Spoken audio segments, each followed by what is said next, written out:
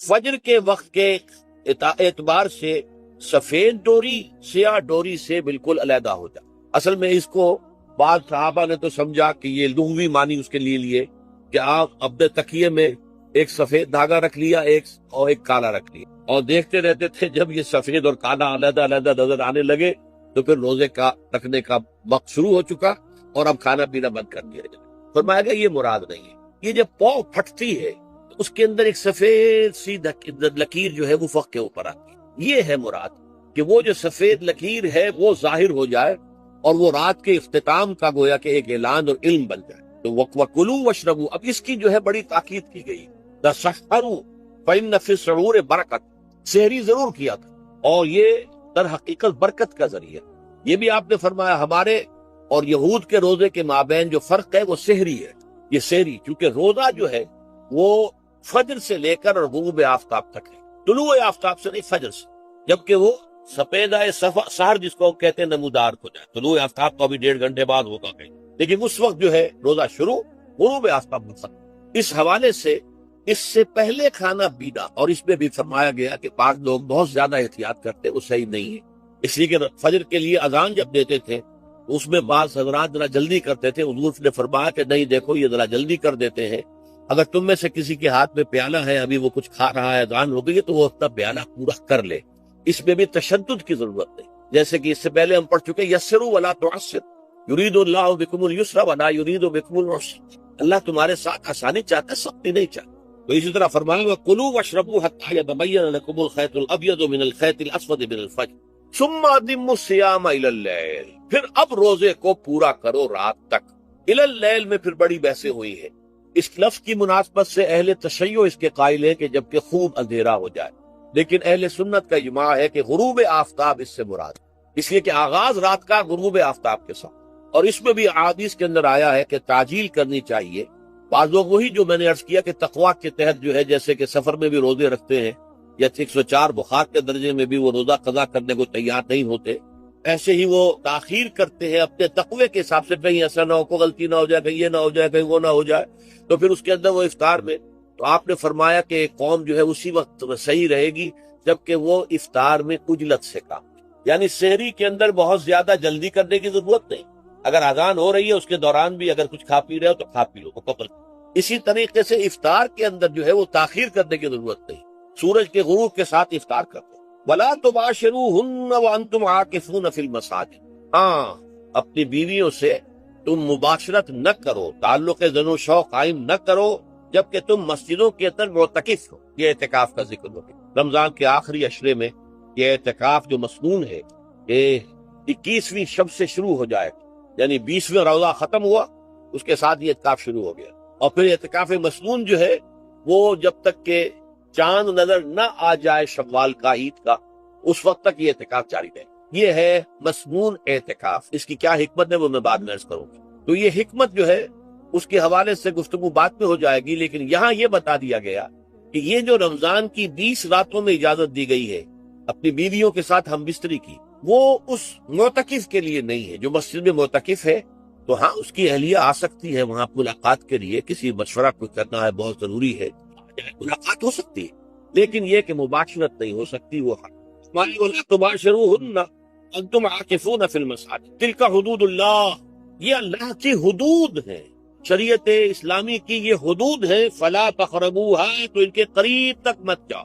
قرآن مجید میں اس اعتبار سے دو انداز تعبیر ہے کہ اللہ کی حدود ہے فَلَا تَعْتَدُوهَا، یہ اللہ کی حدود ہے، ان سے تجاوز نہ کرو، اس حد کو پھلانگ نہ جاؤ، اس حد سے آگے نہ گزر جاؤ۔ یہاں ہے تقربوها، اللہ تعالیٰ کے حدود کے قریب تک نہ جاؤ۔ اس کی وجہ ایک حدیث میں بیان کر دی گئی ہے کہ جیسے ہر بادشاہ کی ایک چراگاہ ہوتی ہے، وہ صرف شاہی جو بھی ہے جانور ہیں ان کے یا گھوڑے ہیں یا کوئی اور ہیں ان کے چرنے کے لیے ہے، وہاں پہ کوئی رعایت کا کوئی آدمی اپنی بھیڑ بکریاں وغیرہ نہیں لے جا سکتا، وہ حما کہلاتا تھا کہ یہ شاہ کے لیے مخصوص ہے، لکل ملک حمن وحم اللہ محارمہ، اللہ بھی بادشاہ ہے کائنات کا، ارض و سما کا، اس نے بھی جن چیزوں کو حرام کر دیا ہے وہ حما ہے، اس میں داخل نہیں ہونا تمہیں۔ تو فرمایا کہ جو چرواہا اپنی بھیڑوں کو بالکل اس کی آخری حد تک لے جائے گا تو اندیشہ ہے کہ کوئی بھیڑ کوئی بکری چھلانگ لگائے اور اس چراگاہ میں داخل ہو جائے، اس لیے کیپ این ڈسٹینس، ایک فاصلے پر رہو۔ احتیاط کا تقاضا یہ ہے کہ اس آخری حد کے قریب نہ جاؤ، فلا تقربوها، اس کے قریب نہ جاؤ۔ ان حدود کی تو سختی کے ساتھ پابندی کرنی ہے۔ ان کے لیے یہ ہے کہ ان کو نہ صرف یہ کہ ان سے تجاوز نہیں کرنا، بلکہ ان سے ذرا کچھ فاصلے ہی پر اپنے آپ کو رکھنا ہے۔ کذالک یبین اللہ آیاتہ للناس، اسی طریقے سے اللہ تعالیٰ واضح کرتا ہے اپنی آیات کو لوگوں کے لیے، وَلَعَلَّهُمْ يَتَّقُونَ، اور تاکہ وہ پھر تقویٰ کرے، بچے۔ جب احکام معلوم ہو گئے اب بچنا آسان، جب احکام معلوم نہیں تو اندیشہ ہے کہ کہیں کسی حرام کے اندر جو ہے وہ ملوث ہو جائے۔ جیسے کہ ایک حدیث میں آتا ہے کہ الحلال بین والحرام بین وبینہما مشتبہات، حلال کیا ہے یہ بھی واضح ہے، حرام کیا ہے یہ بھی واضح ہے، البتہ ان دونوں کے مابین کچھ چیزیں ہوتی ہیں متشابہات، پتہ نہیں حلال ہے کہ حرام ہو، تو تم بچو، ان چیزوں سے بھی بچو، اس لیے کہ اس کے اندر حرام ہونے کا اندیشہ ہے نا، لہذا ان سے بھی بچو۔ جو صریحاً حلال ہے اسی پر اکتفا، جن کے بارے میں تعین نہیں ہو پا رہا ہے کہ وہ حلال ہے، البتہ یہ بھی ثابت نہیں ہو رہا ہے کہ وہ حرام ہے، تو ان سے بچ، یہ تقویٰ کا تقاضا ہے۔ اگرچہ قانونی اعتبار سے یہ کہا جائے گا کہ وہ مباح، جس شے کی حرمت کا ثبوت ہمیں کتاب اللہ اور سنت رسول سے نہ ملے وہ مباح ہے، لیکن یہ ہے کہ تقویٰ کا تقاضا یہ ہے، قانون کا تقاضا یہ کہ مباح کو آپ اختیار کریں گے تو آپ پر گرفت نہیں ہوگی، اس لیے کہ اس کی حرمت ثابت نہیں ہے، لیکن تقویٰ کا تقاضا یہ ہے کہ آپ صرف اس شے پر اکتفا کریں کہ جس کے حلال ہونے کے لیے ثبوت اور دلیل موجود۔ تو یہ ہے کہ تلک حدود اللہ فلا تقربوها کذالک یبین اللہ لکم للناس آیاتہ للناس لعلہم یتقون۔ یہ احکام ہے تکمیلی روزے کے، جس کے ضمن میں میں نے کچھ احادیث نبویہ کے حوالے سے بھی ان کی مزید وضاحت کر دی۔ اب یہ تیسری بات، روزے کا اصل حاصل کیا ہے؟ اب پہلی آیت پر ہمیں توجہ دینی ہوگی، یا ایھا الذین آمنوا کتب علیکم الصیام، اہل ایمان تم پر روزہ فرض کیا گیا، لکھ دیا گیا، طے کر دیا گیا۔ اگرچہ جیسا کہ میں نے عرض کیا یہ ابتدائی حکم ہے اور اس میں وجوب علی التسنید وہ بعد میں آ چکا دوسری آیت، کما کتب علی الذین من قبلکم، جیسے کہ یہ فرض کیا گیا تھا ان پر جو تم سے پہلے تھے، یعنی یہود اور نصارہ، ان پر بھی یہ روزہ جو ہے یہ فرض تھا۔ البتہ احکام مختلف ہو گئے، جیسے جمعے کا دن اور جمعے کو چھوڑ کر یہودیوں نے سبت کا دن اختیار کیا، عیسائیوں نے جو ہے وہ سنڈے کو اختیار کر لیا، لیکن احکام میں فرق ہے۔ وہاں پورے سبت کے دن، ہفتے کے دن کاروبار دنیاوی مطلقاً حرام، لیکن ہمارے ہاں شریعت کے اندر آسانی پیدا کی گئی کہ صرف جمعے کی اذان سے لے کر نماز ادا ہو جانے تک وہ حرام ہے، لیکن باقی یہ ہے کہ اس سے پہلے بھی اگر کرو اور بعد میں جب فَإِذَا قُضِيَتِ الصَّلَاةُ فَانتَشِرُوا فِي الْأَرْضِ وَابْتَغُوا مِن فَضْلِ اللَّهِ، جب نماز ادا ہو چکے تو جاؤ منتشر ہو سکتے ہو زمین میں اور اللہ تعالیٰ کے فضل کو تلاش کر سکتے ہو۔ تو اسی طریقے سے اگر یہ حکم روزہ جو ہے وہ تو سابقہ امتوں میں بھی تھا، لیکن یہ اس کے احکام جو ہے ان کے اندر تغیر و تبدل ہے۔ کتب علیکم الصیام کما کتب علی الذین من قبلکم لعلکم تتقون، تاکہ تمہارے اندر تقوی پیدا۔ اب یہ ہے حکمت صوم کی پہلی آیت۔ تقوی کسے کہتے ہیں؟ بچ، کس چیز سے بچ؟ اللہ نے جو چیزیں حرام کی ان سے بچ، اللہ کے احکام کو توڑنے سے بچ۔ دیکھیے یہ لفظ جو ہے اس کا مادہ ہے وا، قاف اور یا، وقا۔ وقا یقین کے معنی ہے کسی کو بچانا۔ ہم دعا مانگتے وقنا عذاب النار، اے اللہ ہمیں آگ کے عذاب سے بچا لے، لیکن اتقا بنتا ہے باب افتعال، واو تے میں شامل ہو گئی تو اتقا، اور اسی سے تقوی ہے۔ تقوی کے معنی کیا ہے؟ بچنا، خود بچنا۔ وقا یقین دوسرے کو بچانا، بچنا اللہ کے احکام کو توڑنے سے، اللہ کی حرام کردہ چیزوں میں ملوث ہونے سے، اللہ کے غضب سے، غصے سے، اللہ کی ناراضگی سے، اور آخرت میں اللہ کے عذاب سے۔ یہ بچنے کی روش ہے، پوری زندگی میں بھی اس کو جاری رکھو۔ یہ تقوی زندگی میں کیا ہوگا؟ اللہ کے احکام کو توڑنے سے بچنا، اللہ کی حرام کردہ چیزوں میں ملوث ہو جانا، ان کا استعمال کھانے پینے سے متعلق ہو یا وہ شہوت سے متعلق ہو یا کسی اور چیز سے متعلق ہو، اس سے بچنا۔ اور یہ بچنا جو ہے آخرت میں نتیجہ خیز ہوگا، جہنم سے بچاؤ ہو جائے گا، آگ کے عذاب سے نجات میں۔ اچھا روزے کا اس سے تعلق کیا ہے یہ سمجھیں۔ دیکھیے ہمارے گناہوں کا سب سے بڑا سبب ہمارے نفسانی تقاضے ہیں۔ ہم ایک حیوان بھی ہیں اور حیوان سے برتر بھی کچھ ہے، وہ میں بات میں عرض کروں گا، لیکن حیوان تو ہے، جیسے ہر حیوان کو کچھ خوراک کی ضرورت ہے، ہمیں بھی ضرورت ہے۔ ہر حیوان کو بقائے نسل کا معاملہ جنسی ہے، وہ ہمارا بھی ہے۔ ہر حیوان کو کوئی نہ کوئی سر چھپانے کی جگہ چاہیے، کوئی گھونسلہ ہو، کوئی کھو ہو، کوئی بل ہو، کچھ بھی ہو۔ اسے چاہیے آخر. اسی طریقے سے ہمارے سارے تقاضے, حیوانات کو بھی آرام چاہیے, ہمیں بھی آرام چاہیے. یہ حیوانی تقاضے جو ہیں جن کو ہم کہیں گے اینیمل انسٹنکٹس ہمارے وجود کے اندر ہیں, اور ان کا تقاضا ہمارے اندر سے ابھرتا. کسی کو اڈ اینڈ لبیڈو کہا ہے فرائڈ نے. جدید نفسیات کا بابا آدم جو ہے وہ فرائڈ, اس نے اسے اڈ اور لب سے تعبیر کیا, اس سے اوپر سیلف کو لایا ہے, اور اس کے بعد جو ہے وہ سپر ایگو ہے. تو یہ 3 درجے اس نے متعین کیے ہیں, اور میں اس کی دقت نظر, ایکیوٹی آف آبزرویشن کا بہت قائل.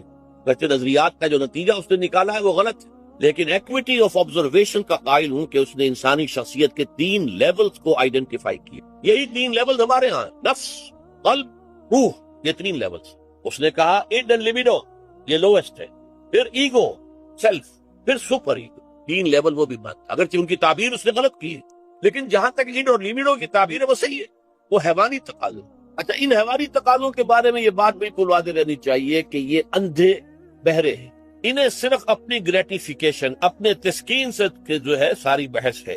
اس سے کوئی غرض نہیں کہ حلال ذریعے سے ہو, حرام ذریعے سے ہو.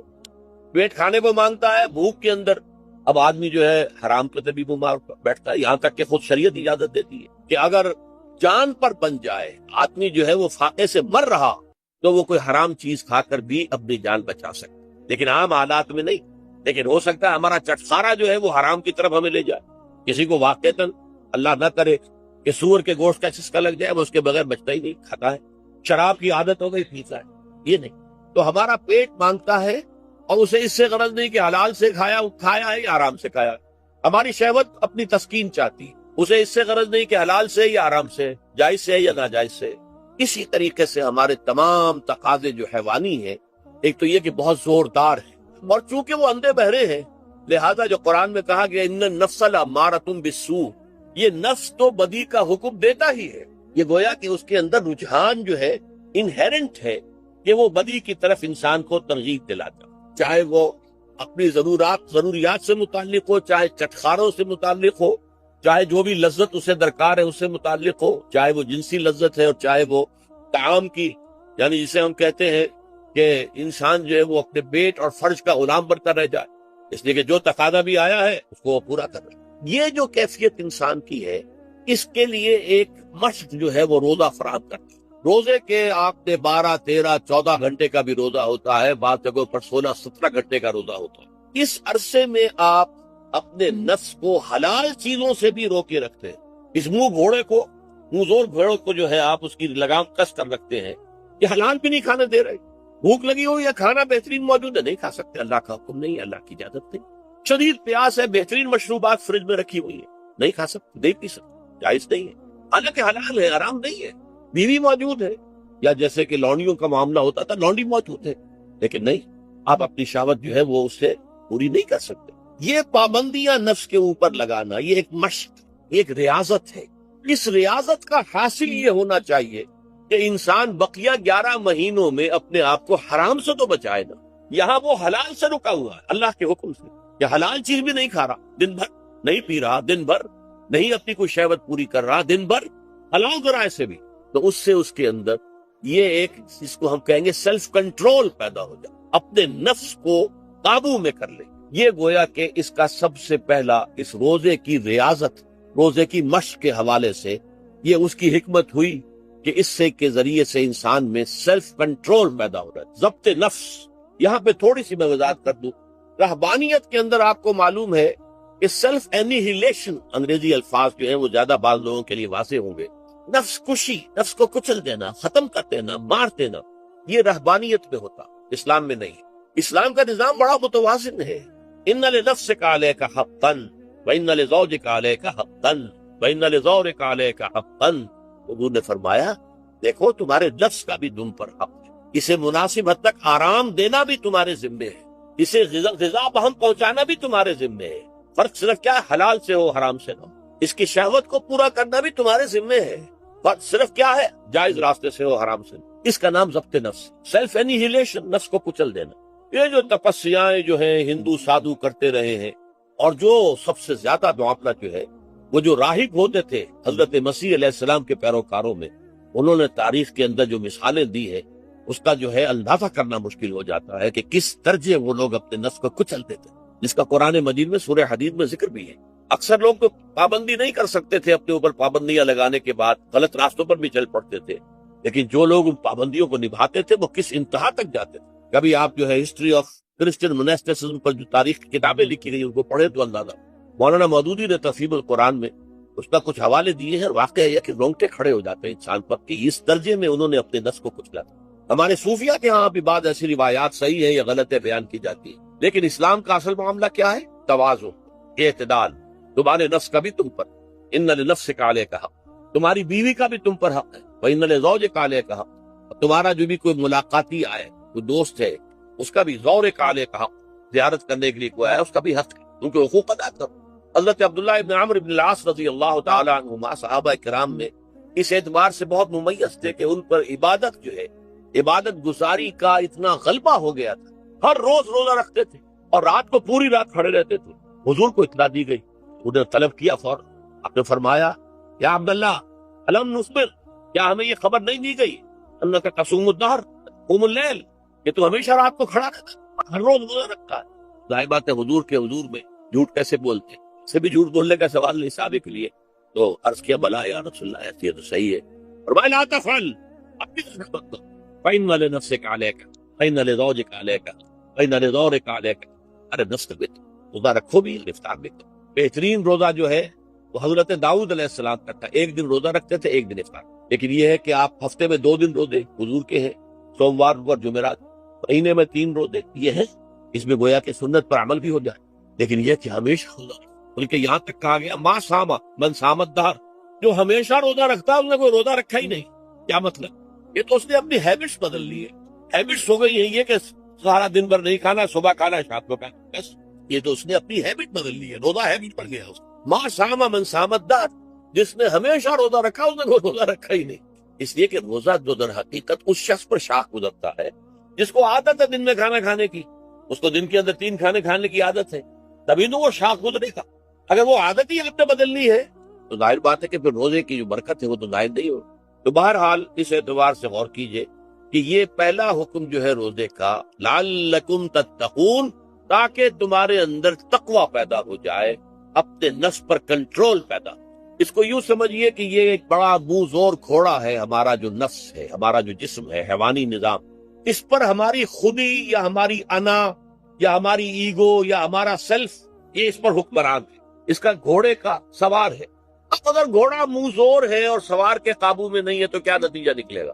اب وہ گھوڑے کے اختیار میں ہے، سوار صاحب کی جان جو ہے وہ جا کر پٹخ دے کہیں، کسی کھائی میں گرائے، کسی اور جگہ گرائے، وہ تو گویا کہ اس کے رحم و کرم پر۔ ہاں اگر سوار تکڑا ہے اور سوار نے جو ہے گھوڑے کو قابو میں کیا ہوا، اس کی رانوں میں بھی جان ہے، دبایا ہوا گھوڑے کو اپنی رانوں کے درمیان، تو ظاہر بات ہے کہ اب یہ گھوڑا جو ہے بہت بڑی ایسٹ ہے اس کے لیے۔ اب گھوڑا ادھر جائے گا جدھر سوار لے جانا چاہے گا، سوار اپنے مقصد اپنی منزل تک پہنچے گا گھوڑے کے ذریعے سے، اور اگر برعکس ہے جیسا کہ میں عرض کر چکا ہوں تو وہ سوار جو ہے وہ گھوڑے کے رحم و کرم پر ہے۔ یہی معاملہ ہے، ہماری خودی یا ہماری انا یا ہمارا ایگو، یہ در حقیقت یہ راکب ہے، اور ہمارا وجود حیوانی یہ مرکب ہے، یہ گھوڑا۔ اگر ہم قابو یافتہ ہوں اپنے اس گھوڑے کے اوپر تو یہی جسم ہمارے لیے ایک بہت بڑا ایسٹ ہے۔ ہاتھوں سے نیکی کمائیں گے، پاؤں سے نیکی کمائیں گے، آنکھوں سے نیکی کمائیں گے، کانوں سے نیکی کمائیں گے، یہ ساری نیکیاں کمانے کا ذریعہ ہو جائے گا۔ تلاوت قرآن سن رہے ہیں تو کانوں کی نیکی ہو رہی، قرآن دیکھ کر پڑھ رہے ہیں تو آنکھوں کی نیکی ہو رہی، یہ سارے ہمارے اعصاب، ہمارے تمام اعضاء و جوارح نیکی کا ذریعہ ہے۔ لیکن اگر کہیں یہ ہمارا نفس ہمارا ایڈ اور لیمیڈو ہم پر قابو پا لے تو پھر ہم اس کے رحم و کرم، پھر وہ ہمیں جس کھائی میں چاہے گا گرا دے گا۔ اس اعتبار سے روزہ مجرد ابھی روزے کی بات ہو رہی ہے، وہ روزہ خاص طور پر کہ جس کا حکم پہلے دیا گیا ایام معدودات، اس کے بارے میں اس کی حکمت، مجرد روزے کی حکمت کیا ہے؟ ضبط نفس۔ اسی ضبط نفس کا دوسرا نام تقویٰ ہے۔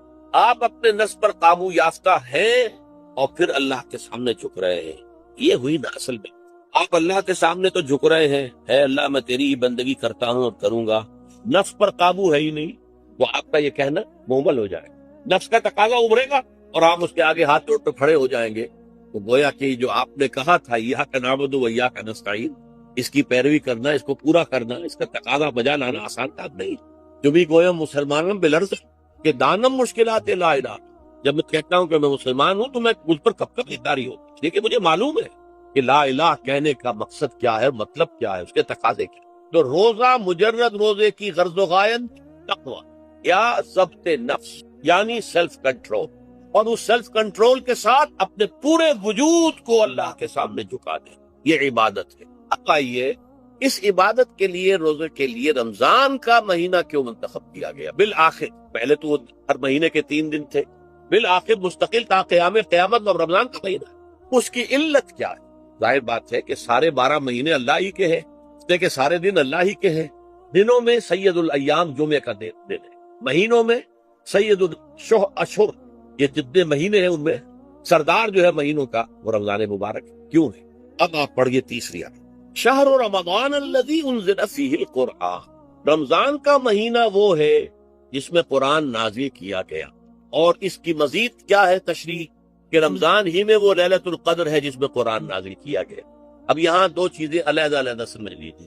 ہمیں معلوم ہے کہ قرآن حضور پر نازل ہوا 32 برس میں، نہیں 22 برس میں، 610 عیسوی سے لے کر اس موضوع پر آج شام کو تقریر ہوگی انشاءاللہ مفصل تعارف قرآن کے ضمن میں بعد نماز عشاء قرآن اکیڈمی کی مسجد میں، کیونکہ معلوم نہیں کہ آج چاند ہو جائے گا یا نہیں ہو جائے گا. لہذا دور ترجمہ قرآن کل سے شروع ہوگا، اور آج جو ہے تعارف قرآن اور سورہ فاتحہ کا کچھ مفہوم میں بیان کروں گا تاکہ یہ کہ رمضان مبارک کے لیے تمہید ہو جائے. پھر اگر چاند ہو گیا تو چھوٹی چھوٹی صورتوں کے ساتھ ہم تراویح مکمل کر لیں گے. ترجمہ قرآن کے ساتھ تراویح کل سے. بہرحال اس ضمن میں رمضان کا چناؤ جو ہوا ہے تو یہ ترجیح بلا مرجح نہیں ہے، ایسے ہی نہیں ہے کہ خیوں ہی اس کو ترجیح دے دی گئی. اس کی حکمت ہے، غایت ہے، علت ہے، اس کا سبب ہے. رمضان کا مہینہ وہ ہے جس میں قرآن نازل، اسی میں وہ لیلۃ القدر ہے جس میں قرآن نازل کیا گیا. اگرچہ ہم جانتے ہیں کہ حضور پر قرآن نازل ہوا ہے 22 برس، 610 عیسوی سے 632 تک. اس معمے کو کیسے حل کریں گے؟ اس کا حل کیا ہے؟ رمضان مبارک کی ایک شب مبارک لیلۃ القدر میں پورا قرآن لوح محفوظ سے دفعتاً پورا کا پورا سمائے دنیا پہلا آسمان جو ہے ہمارا اس کے اوپر نازل کر دیا گیا. اس کے لیے لفظ انزلہ، انزلہ ینزل انزالن کے معنی ہے دفعتاً کسی چیز کو اتارتے، اور نزلہ ینزل تنزیلا کے معنی ہے رفتہ رفتہ درجہ درجہ درجہ درجہ درجہ اتار. اعلام، عالم یعلم اعلاما، کسی شے کو خبردار کر دینا، بتا دینا، بس ہم نے بتا دیا تم جانو تمہارا کام. تعلیم یہ ہے اس کو درجہ بدرجہ سمجھانا، اس کے دماغ میں اترنا، دیکھنا کہ اتنی بات سمجھ گیا تو اگلی بات سمجھانا، یہ سمجھ میں آ گئی تو اگلی بات، تعلیم اس کو کہتے ہیں. تو انزال دفعتاً اتار دینا، تنزیل رفتہ رفتہ تدریجاً تھوڑا تھوڑا کر کے. تو حضور پر تنزیل ہوئی ہے، فَإِنَّهُ نَزَّلَهُ عَلَىٰ قَلْبِكَ، جبرائیل نے اس قرآن کو تھوڑا تھوڑا تھوڑا تھوڑا کر کے نزلناہ تنزیلا رتلناہ ترتیلا، ہم نے تھوڑا تھوڑا کر کے اتارا. لیکن لیلۃ القدر میں جو ماہ رمضان مبارک کی شب ہے آخری عشرے کی، اس میں پورا قرآن اتار دیا گیا تھا لوح محفوظ سے سمائے دیا. شہر رمضان الذی انزل فیہ القرآن ھدی للناس وبینات من الہدی والفرقان. یہ قرآن کیا ہے؟ کیا بنا کر نازل کیا گیا؟ یہ حال ہے، یہ لوگوں کے لیے، پوری نوع انسانی کے لیے ہدایت ہے، اور یہ ہدایت بینات کی شکل میں آئی، واضح تعلیمات جن میں کوئی شک و شبے کی گنجائش نہیں، اور خود روشن. بینہ اسے کہتے ہیں وہ شے جو خود روشن ہو، جس کو ہم کہتے ہیں کہ آفتاب آمد دلیل آفتاب. جب سورج طلوع ہو گیا تو اپنے وجود پر وہ خود دلیل ہے، اسے کسی اور دلیل سے ثابت کرنے کی ضرورت نہیں، بس خود واضح. تو بینات من الہدی، جو قرآن کی بنیادی ہدایت ہے وہ بینات پر مشتمل ہے، واضح چیز ہے جو انسان کے لیے، اس کی فطرت کے لیے جانی پہچانی چیز ہے. یہ کوئی باہر کی چیز نہیں آ رہی، اس کے قلب کی گہرائیوں کے اندر یہ سب کچھ موجود ہے، اور اس کی گواہی اس کے قلب کی گہرائیوں سے نکلتی ہے. ہاں دیکھنا تقریر کی لذت کے جو اس نے کہا، میں نے یہ جانا کہ گویا یہی میرے دل میں ہے، اس نے تو میرے اپنے فطرت کی ترجمانی کی ہے. والفرقان، بینات من الہدی والفرقان، یہ بینات کا اطلاق فرقان پر بھی ہو رہا، حق و باطل کے اندر فرق کر دینے والی شے. بین صورت میں یہ حق ہے، یہ باطل، یہ جائز ہے، یہ ناجائز، یہ غلط ہے، یہ صحیح ہے. یہ ہے قرآن مجید کی عظمت کا بیان. ویسے تو عظمت قرآن مجید کے اندر بہت سے مقامات ہے اور بڑے ہی پرشکو انداز میں بھی آئی ہے، لیکن یہ اس وقت موقع نہیں ہے اس میں جانے کا. یہاں جو قرآن کا تعارف کرایا گیا، ھدی للناس وبینات من الہدی والفرقان، اور یہ رمضان میں نازل کیا گیا، لہذا رمضان کا مہینہ جو ہے اس عبادت کے لیے خاص اور مختص کر لیا گیا. فمن شہد منکم الشہر فلیصم، تو جو کوئی بھی تم میں سے اس مہینے کو پائے یا اس میں مقیم ہو وہ لازماً روزہ رکھے. میں بیان کر چکا ہوں. یہ وجوب علی العین ہے، اس کے اندر اب اختیار نہیں ہے، لیکن یہ کہ اگر ومن کان منکم مریض او علی سفر فعدۃ من ایام اخر. اب دیکھیے یہ جو رمضان مبارک کو منتخب کیا گیا جو نزول قرآن کا مہینہ ہے، تو اس میں ایک دوہرا پروگرام رکھ دیا گیا ہے جو قرآن مجید میں تو واضح طور پر نہیں کہا گیا، اس لیے کہ اگر قرآن میں اس طور سے آ جاتا تو فرض ہو جاتا، اسے تطوعاً رکھا گیا ہے، لہذا اس کا ذکر قرآن میں نہیں ملے گا. موجود ہے کہ جب اس مہینے کو چنا ہی اس لیے گیا ہے کہ یہ نزول قرآن کا مہینہ ہے، لہذا اس کے لیے جو ہم نے پڑھا تھا وہ خطبہ وہ اس کو پلٹ لیجئے. جعل اللہ صیامہ فریضۃ وقیام لیلہ تطوعا. اللہ نے اس مہینے کا روزہ رکھنا تو فرض قرار دے دیا، اور اس کا قیام اللیل راتوں کو کھڑے رہنا یہ مرضی پر چھوڑے، جو کر سکے، جو بھی ہمت کرے. ترغیب و تشویق. اب دیکھیے ترغیب و تشویق کے لیے دوسری حدیث جو یہاں پر ہے، ابی ہریرہ رضی اللہ عنہ قال، حضرت ابو ہریرہ سے مروی ہے رضی اللہ عنہ کہ انہوں نے فرمایا قال رسول اللہ صلی اللہ علیہ وسلم، کہ اللہ کے رسول نے فرمایا صلی اللہ علیہ وسلم، من صام رمضان ایمانا و احتسابا غفر له ما تقدم من ذنبه. جس نے رمضان میں روزے رکھے ایمان کے ساتھ، یقین کے ساتھ اور احتساب، اللہ سے اس کے اجر کی امید میں، غفر له ما تقدم من ذنبه، اس کے پچھلے تمام گناہ معاف ہو جائے. یہ نوٹ کیجئے کہ اس سے مراد گناہ کبیرہ نہیں ہے، گناہ صغیرہ. گناہ کبیرہ کے لیے توبہ شرط ہے، گناہ صغیرہ جو ہے وہ ان چیزوں سے دھل جائے. لیکن اب دیکھیے ومن قام رمضان ایمانا و احتسابا، اور جو کوئی کھڑا رہا رمضان میں یعنی قیام اللیل ایمان اور احتساب کے ساتھ، غفر له ما تقدم من ذنبه. اب تیسری بات، ومن قام لیلۃ القدر ایمانا و احتسابا، اور جو کھڑا رہا قیام اللیل جس نے کیا ہے لیلۃ القدر میں ایمان اور احتساب کے ساتھ، غفر له ما تقدم من ذنبه. متفق علیہ. یہ حدیث بخاری اور مسلم دونوں کی. اب یہاں جو بات میں چاہتا ہوں کہ آپ پر واضح ہو جائے، اس حدیث میں دونوں چیزوں کو پیرلل لایا گیا، من قام رمضان من صام رمضان، پیرلل، بالکل متواصل. ہم وزن اعتبار سے من صام رمضان ایمانا و احتسابا غفر له ما تقدم من ذنبه، من قام رمضان ایمانا و احتسابا غفر له ما تقدم. اب سوال پیدا ہوتا ہے قیام اللیل سے مراد کیا؟ یہاں پہ میں دراوی کی کا جو پس منظر ہے وہ بیان کر دینا چاہتا ہوں. دیکھیے جیسا کہ ہم نے خطبے میں بھی دیکھ لیا، اللہ نے قیام اللیل جو ہے اسے فرض نہیں ٹھہرایا، تطوع. قرآن مجید میں بھی اس کا کوئی ذکر، حدیث میں اس کی تشویق اور ترغیب بری موت. ایک اور حدیث بھی ہم بات میں پڑھیں گے اس پر. اس کا پس منظر کیا تھا کہ اس کو چھوڑ دیا گیا. اب ظاہر بات ہے مسلمانوں میں کمزور بھی ہے، مسلمانوں میں وہ مزدوری کرنے والے بھی ہیں، روزہ تو فرض ہے اوپر، چاہے مئی کا مہینہ ہے، گندم کاٹنی ہے، روزہ پھر بھی رکھتا ہو، یہ سب کچھ. لیکن یہ کہ رات کو پھر کھڑے رہنا ان کے لیے جاگنا ممکن تھی، لہذا ان کے اوپر یہ چیز فرض تھی. حضور نے تراویح کی نماز یا قیام اللیل نہ اسے فرض قرار دیا، نہ اس کے بعد جماعت کوئی اہتمام کیا مستقل. صرف 3 راتیں آپ نے جماعت کروائی ہے، اس میں 8 رکعتیں آپ نے پڑھی ہیں کہ جو آپ کا معمول تھا تہجد کا کوئی پڑھی، اور تہجد کے وقت ہی جماعت کرائیے. یہ ہے وہ حدیث. اس کے علاوہ کسی نماز تراویح جو ہے جو ہم پڑھتے ہیں 20 رکعتیں عشاء کے ساتھ متصل، اس کا کوئی ذکر نہ دور نبوی میں ہے نہ دور صدیق اکبر میں ہے. یہ دور حضرت عمر کی خلافت میں ہوا ہے، اور ہم نہیں کہہ سکتے کتنے سال کے بعد ہوا. حضرت عمر رضی اللہ تعالیٰ عنہ کی خلافت کا دور جو ہے وہ تو 10 برس ہے، ہو سکتا ہے 5 برس کے بعد ہوا ہو، 6 برس کے بعد ہوا. ہمارا ہوا ہے ان کے عہد. حضرت عمر ایک مرتبہ مسجد میں داخل ہوئے، مسجد نبوی میں، تو دیکھا کہ کچھ لوگ 8 10 12 جو ہیں وہ ایک جو ہے حافظ کے پیچھے کھڑے ہوئے اور قرآن سن رہے، کچھ دوسرے کونے میں کھڑے ہیں، کچھ کہیں اور کھڑے ہیں، مختلف جماعتیں ہو رہی ہیں. انہوں نے سوچا کہ کیوں نہ ان سب کو ایک امام کے پیچھے جمع کر دیا جائے، اور اس کے لیے لوگوں کی سہولت کے لیے عشاء کے ساتھ متصل رکھ دیا، اس لیے کہ تہجد کے وقت اٹھنا جو ہے وہ تو حد کس و ناقص کا کام نہیں ہے. کہ عشاء کے بعد اگر تھوڑا سا اضافی وقت ہو صرف، تو یہ ہر شخص کر لے، مزدور بھی کر لے. لہذا آپ نے یہ نظام تجویز فرمایا کہ عشاء کے متصلاً بعد 20 رکعت نماز پڑھی جائے اور ایک امام کے پیچھے پڑھی. یہ گویا کہ اجتہاد ہے حضرت عمر رضی اللہ تعالی عنہ، جس کو آپ نے خود بدعت بھی قرار دیا، لیکن بدعت حسنہ. بدعت کس اعتبار سے؟ لغوی اعتبار سے، نئی بات، اس لیے کہ حضور کے زمانے میں نہیں تھی، تو یہ اس طریقے سے ایک نئی بات. لیکن یہ بات کیونکہ بہت اچھی ہے، بہت عمدہ ہے. آپ جب یہ نظام چل پڑا تو ایک دن مسجد میں آئے، دیکھا کہ بڑی بھری مسجد ہے، صحابہ کھڑے ہیں اور ایک امام کے پیچھے قرآن سن رہے. آپ نے فرمایا نعم البدعۃ ھذہ، یہ جو ہم نے نئی بات شروع کی ہے یہ بہت اچھی ہے، بہت.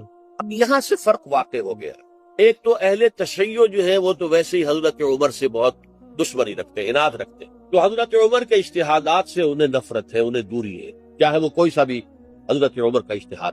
ہمارے ہاں اہل حدیث حضرات بھی در حقیقت حضرت عمر یا کسی اور خلیفہ راشد کے فعل کو وہ سمجھتے ہیں کہ یہ ایگزیکٹو آرڈرز ہیں، یہ ہمیشہ کے لیے نہیں ہے۔ حضرت عمر نے اپنے دور میں ایک نظام قائم کیا، ان کے دور کے لیے ٹھیک تھا، یہ ہمیشہ کے لیے نہیں۔ ہمیشہ کے لیے وہ 8 ہی رکعتوں کے قائل ہیں، وہ تہجد والے، لیکن اس میں بہرحال انہوں نے بھی خود یہ اضافہ کیا ہے کہ وہ 8 رکعتیں وہ عشاء کے ساتھ متصل پڑھتے، تہجد کے وقت تو نہیں پڑھتے۔ اور حضور نے تو صرف 3 روز جو ہے وہ کرائی تھی جماعت، وہ لوگ 30 دن یا 29 دن پڑھ رہے ہیں، تو اضافہ تو انہوں نے بھی کر دیا، تو نظام میں تبدیلی تو ہو گئی۔ لیکن اہل سنت جو کہلاتے ہیں، ہمارے جو 4 جو ہیں، جو ہمارے مسلک ہے، حنفی، مالکی، شافعی، حنبلی، ان کا اتفاق ہے حضرت عمر کا، کیونکہ ان کے سامنے اصول یہ ہے کہ حضور نے فرمایا علیکم بسنتی وسنت الخلفاء الراشدین المہدیین، تم پر لازم ہے کہ میری سنت کو پکڑو مضبوطی کے ساتھ، اور میرے خلفاء راشدین مہدیین جو ہیں ان کی سنت کو پکڑو۔ اس اصول سے یہ چاروں فقہیں جو ہیں حضرت عمر کے اجتہادات جو ہیں ان کو بھی پابندی سمجھتے ہیں کہ تمام عمر کے لیے، قیامت تک کے لیے امت مسلمہ پر ان کی پیروی لازم، لہذا اس پہ اجماع ہے۔ اور یہاں تک کہ یہ سب سے آخری جو اس میں مسلک پیدا ہوا ہے زمانی اعتبار سے، سب سے پہلے مسلک جو ہے حنفی پیدا ہوا، پھر مالکی پیدا ہوا، پھر شافعی پیدا ہوا، اور پھر حنبلی آخری۔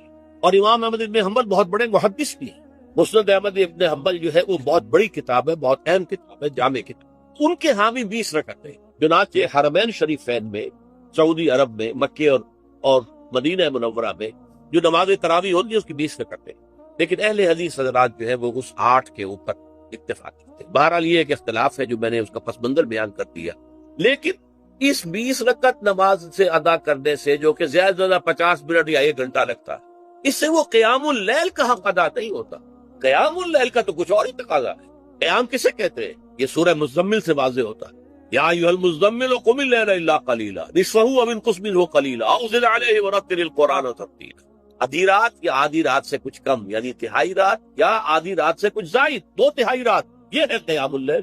چنانچہ سورہ مزمل ہی کی آخری آیت جو دوسرا رکوع مشتمل ہے جس پر، اس میں صاف کہہ دیا گیا ان ربک یعلم انک تقوم ادنی من ثلثی اللیل ونصفہ وثلثہ وطائفۃ من الذین معک۔ اے اللہ کے نبی، اللہ خوب واقف ہے کہ آپ بھی اور آپ کے ساتھ ایک جماعت بھی رات کو کھڑی رہتی ہے، 2 تہائی رات یا آدھی رات یا 1 تہائی رات۔ یہ سارا معاملہ جو ہے قیام اللیل کا، گویا کہ کم سے کم 1 تہائی رات پر اس کا اطلاق ہو سکے گا، یہ نہیں کہ 1 گھنٹے۔ اب اس کے ضمن میں دیکھیے حدیث پڑھیے، تیسری حدیث ہے عن عبداللہ ابن عمرو ابن العاص رضی اللہ تعالی عنہ۔ یہ وہی عبداللہ ابن عمرو ہے جن کی میں نے آپ کو حدیث پہلے سنائی ہے۔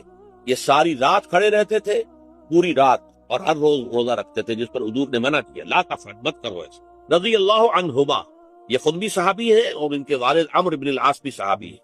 ان رسول اللہ صلی اللہ علیہ وسلم قال، کہ اللہ کے رسول صلی اللہ علیہ وسلم نے فرمایا الصیام والقرآن یشفعان للعبد، روزہ اور قرآن بندے کے حق میں شفاعت کرے گا۔ یقول الصیام، روزہ یہ عرض کرے گا اللہ کی جناب میں، اے رب پروردگار، انی منعتہ الطعام والشہوات بالنہار، میں نے تیرے اس بندے کو دن کے دوران کھانے پینے سے اور اپنی شہوت کا تقاضا پورا کرنے سے روکے رکھا، یہ میری وجہ سے روکا رہا، تو میری شفاعت اس کے حق میں قبول فرما، وشفعنی فیہ، میری شفاعت اس کے حق میں قبول فرما۔ ویقول القرآن، قرآن کیا کہے گا؟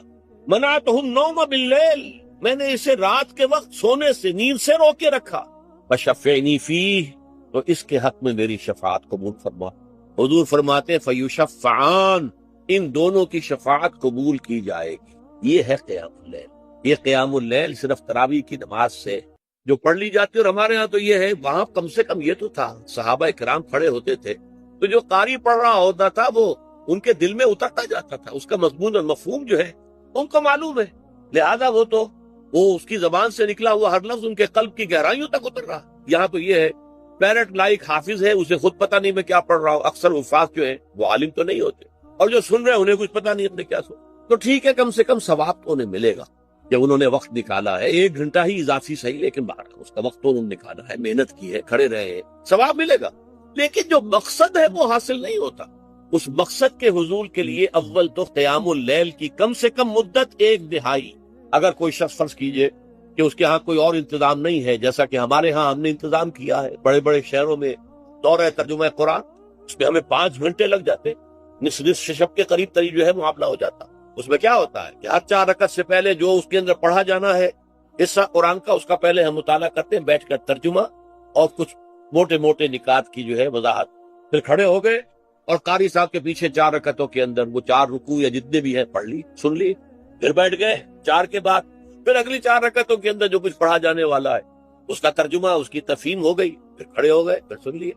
اس طریقے سے 5-6 گھنٹے میں تراویح ختم ہوئی، تو تراویح بھی ہو گئی، حضرت عمر کے اجتہاد پر عمل بھی ہو گیا، 20 تراویح ہو گئی، لیکن یہ ہے کہ اس کے ساتھ جو اصل غرض و غایت ہے قیام اللیل کی وہ بھی حاصل۔ یہ ہم نے 17 سال پہلے شروع کیا تھا یا 18 سال پہلے، اور وہ انشاءاللہ اللہ کے فضل و کرم سے اب چل رہا ہے، بڑے بڑے شہروں میں ہو رہا ہے۔ لاہور میں جن مقامات پر ہو رہا ہے وہ تازہ جو ندائے خلافت ہے اس کے اندر آپ اس کی فہرست دیکھ لیں، کراچی میں تو اس سے غالباً 3 گنا مقامات کے اوپر وہ کام ہو، اور دوسرے شہروں میں بھی ہو رہا ہے۔ تو اس سے در حقیقت وہ غرض و غایت، وہ حکمت جو ہے پوری ہوتی ہے کہ یہ دونوں چیزیں پیرلل ہیں۔ من صام رمضان ایمانا واحتسابا غفر له ما تقدم من ذنبه ومن قام رمضان ایمانا واحتسابا غفر له ما تقدم من ذنبه، تو سیام اور قیام جو ہے ان دونوں کا حق ادا ہو جاتا ہے۔ تو یہ ہے شہر رمضان الذی انزل فیہ القرآن هدی للناس وبینات من الہدی والفرقان فمن شہد منکم الشہر فلیصم ومن کان مریضا او علی سفر فعدۃ من ایام اخر یرید اللہ بکم اليسر ولا یرید بکم العسر وَلِتُقْبِلُوا الْعِدَّةَ وَلِتُكَبِّرُوا اللَّهَ عَلَى مَا هَدَاكُمْ وَلَعَلَّكُمْ تَشْكُرُونَ۔ اب جو آخری لفظ ہے لعلکم تشکرون، اب اس کی وضاحت سمجھ۔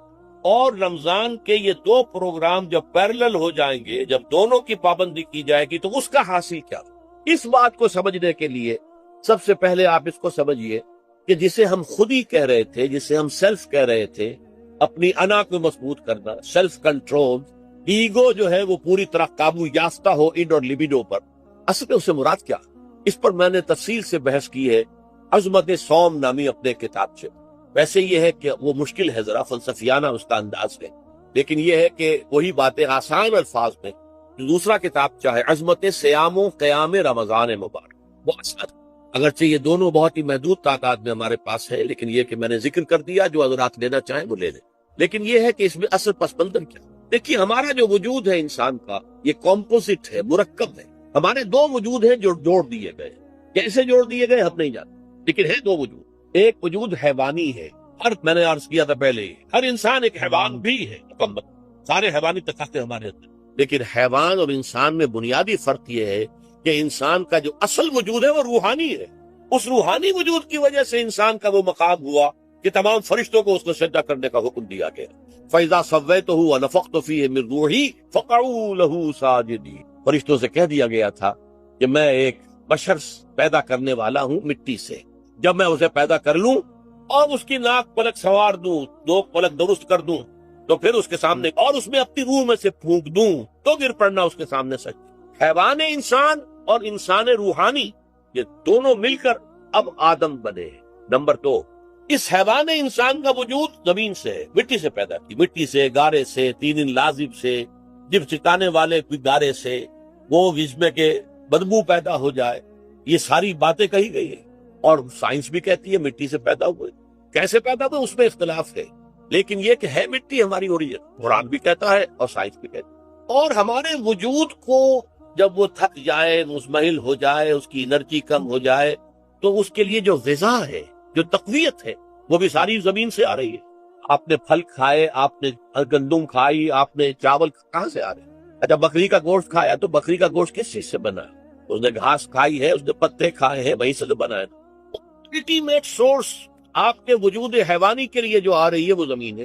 وجود روحانی کو بھی تقویت کی ضرورت ہے، وہ بھی مزمحل ہوتی ہے، کمزور ہو جاتی ہے، خاص طور پر جبکہ وجود حیوانی کا اس پر غلبہ ہو جائے، تب تو یوں سمجھیے کہ وہ بالکل بے ہوش ہو کر موت کے قریب پہنچ جائے۔ اس کی تقویت، اس کی غذا وہیں سے آئی ہے جہاں سے روح آئی، وہ کلام ربانی، روح ربانی۔ نفخت فیہ من روحی من روحی من روحی، میں پھونک دوں اس میں اپنی روح میں سے۔ روح کا تعلق ذات باری تعالیٰ کے ساتھ۔ اسی طرح کلام ربانی کہاں سے آیا ہے؟ اللہ تعالیٰ کے پاس۔ یہ اس کی تقویت کا ذریعہ۔ اب عام حالات میں کیا ہوتا ہے ہمارا یہ وجود حیوانی چھایا ہوا ہے ہمارے وجود کے، بیچاری روح جو ہے دبی رہتی ہے، پسی رہتی ہے۔ اگر خدا نے خواستہ ہم گناہ گار بھی ہیں، گناہ پر گناہ کا ارتکاب کر رہے ہیں، تو وہ روح جو ہے وہ قلب کے آئینے شیشے کے اندر ہے۔ بیہا مصباح، المصباح فی زجاجہ، الزجاجہ تو کانہا کوکب دری، قلب جو ہے ایک شیشے کے مانند ہے جس کے اندر روح کا چراغ جل رہا ہے۔ اگر یہ اوپر جو شیشہ ہے اس پر دھواں آ گیا، لالٹین کی چمنی پر دھواں آ گیا، تو اب روشنی باہر تو نہیں آئے گی۔ اگر انسان گناہ کرتا ہے تو قلب پر رین، زنگ آ جاتا ہے، یا حضور نے فرمایا ایک داغ لگ جاتا ہے، اور گناہ کرتا ہے اور داغ لگتا ہے، اور گناہ کرتا ہے اور داغ، یہاں تک کہ بالآخر پورا قلب سیاہ۔ اب وہ روح اندر بند ہو گئی، وہ دفن ہو گئی۔ اس کے لیے اب ضروری ہے کہ اب ایک پروگرام ایسا دیا جائے جو ریورس، دن میں روزہ رکھواؤ تاکہ وہ جو اینیمل انسٹنکٹس ہے وہ دبے، تو جب یہ وزن جو ہے اس کے اوپر کم ہوگا تو کچھ سائی آف ریلیف اسے ملے گی۔ جیسے بے ہوش آدمی پڑا، اسے کوئی ہلکا سا ہوش آ رہا ہے، آپ نے پانی کے کچھ چھینٹے دیے، اس کے بعد آپ کو کھڑے ہو کر قرآن کے انوار کو اتارا، بارش برس رہی ہے روح انسانی کے اوپر، قلب روحانی، قلب انسانی کے اوپر، اس میں کہ وہ روح جو ہے وہ زندہ ہوگی، اثر نو ہوش میں آئے گی، اور ہوش میں آئے گی تو دو کام ہوں گے۔ ایک تو اسے قرآن کی عظمت کا احساس ہو، یہ قرآن میری حیات تازہ کا ذریعہ بنا ہے، میں دب گئی تھی، میں پس گئی تھی، میں بے ہوش تھی، میں نیم مردہ تھی، اس قرآن کی بارش نے، یہ ترشح جو ہوا ہے مجھ پر، اس نے مجھے حیات تازہ دی۔ یہ جو قدر کا احساس ہوگا قرآن کا، لعلکم تشکرون، تاکہ تم قرآن کی عظمت سے واقف۔ ایک انسان بھوک کی وجہ سے اس کا شوگر لیول اتنا گر گیا کہ بے ہوش پڑا ہوگا، اب ظاہر بات ہے کہ آپ اسے کچھ پانی کے چھینٹے دیں گے تو کچھ ہوش میں آئے، پھر غذا دیں گے وہ پوری توانائی پر آئے گا، تو معلوم ہوگا اسے اس غذا کی کیا قدر و قیمت ہے۔ اگر آپ کو بھوک ہی نہیں لگتی تو غذا بے معنی ہے، پیاس ہی نہ لگے تو آپ کو کیا معلوم کہ اس پانی کے اندر کتنی بڑی عظمت ہے، یہ میرے لیے کتنا بڑا انعام و احسان ہے اللہ، وہ تو پیاس پر جان